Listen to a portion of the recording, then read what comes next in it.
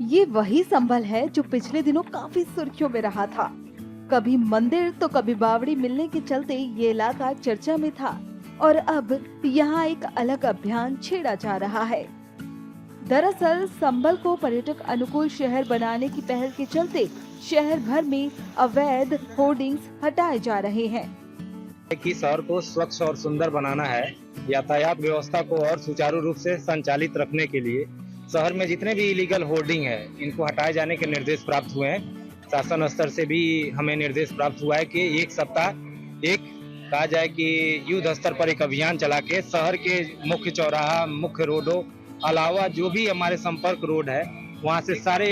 अवैध टाइप के जितने भी होर्डिंग है, जो भी ऐसे बैनर है, ऐसे जो दीवारों पे भी चिपके हैं, हमारे जो हम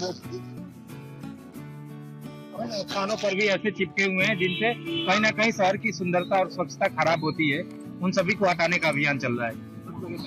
चल रहा है, कल भी अतिक्रमण कराया गया है और संभल को क्या पर्यटन नगरी बनाने की तैयारी के लिए सारी कार्य। देखिए, संभल हमारा पर्यटन नगरी है और संभल के तीर्थ और हमारे कूप जो हमारे ऐतिहासिक गौरव के हमारे साक्ष्य हैं और हमें पता भी है कि हम अपने जो भी विरासत है उसके प्रति आस्था, अपार आस्था हमारे पास है।